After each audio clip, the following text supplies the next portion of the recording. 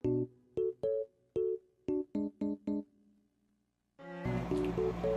day.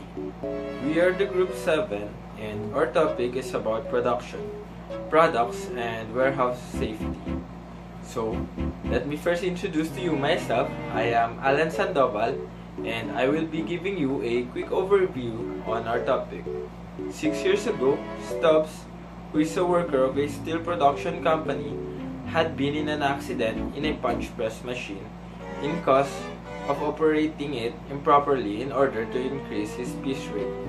And although the steel company gave him a workers' compensation as a settlement for losing his fingers, he filed a lawsuit case to the manufacturer of the punch press machine.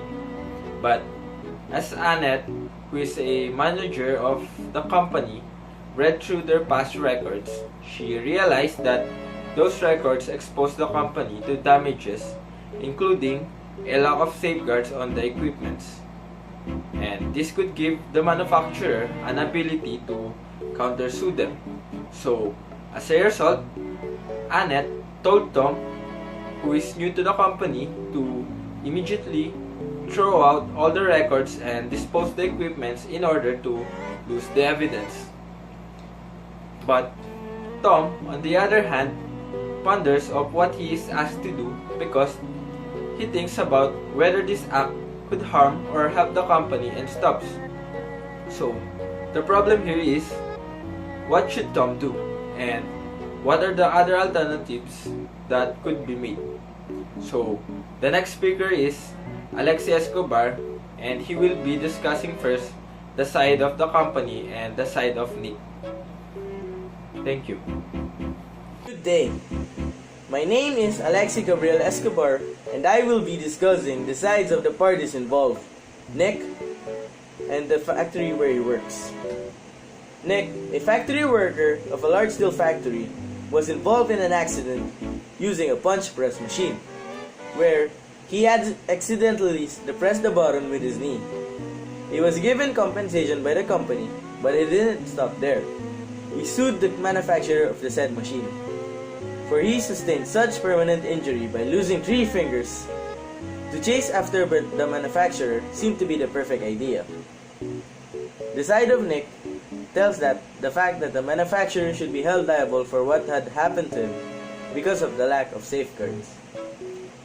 The side of the company, however, Tom, the new loss control specialist, found out 10 years worth of records, seriously exposing the company to such damages. For instance, within those is a citing by OSHA for a lack of safeguards. This will be a huge blow to the company if they admitted that it is their liability for their shortcomings.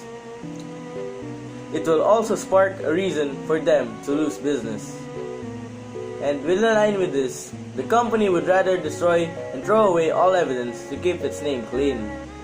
And that is, for a fact, Annette, the manager, decided to tell Tom to throw away everything, all evidences. And with this, Nick will be in a serious jeopardy. He might lose his job if his company closes. And the next speaker, I would like to present Santos. Good day. I am Jose Santos from Group 7, and I will be discussing the possible alternatives to the case as well as give a conclusion by giving the actions to be taken by the parties involved. But first, let's talk about the law regarding work safety as given by OSHA, or the Occupational Safety and Health Administration, which states that the point of the operation of machine whose operation exposes an employee to injury shall be guarded.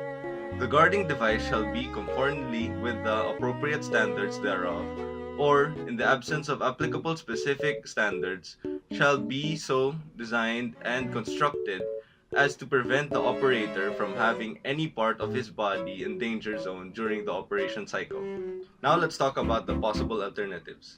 The first alternative is Tom could refuse to destroy the evidence, thus holding the company liable for the damages uncovered from Nick's case. Second, Tom could enlist the help of the management willing to take his stance on the issue. And lastly, Tom could mention to Nick the intentions of the company in hopes that they might subpoena the machine before they are destroyed. Now, as a conclusion, I will be giving the actions to be taken provided by our group. First is, provide safeguards for the machine to prevent further accidents. Next, conduct an occupational safety training for the employees. Third, conduct a thorough research on the company regarding the processes and evaluate the safety of the workers. Lastly, review the reports presented by Nick, which may contain important information about the damages caused by the company in the previous years. This concludes our report for this case study. Thanks for watching.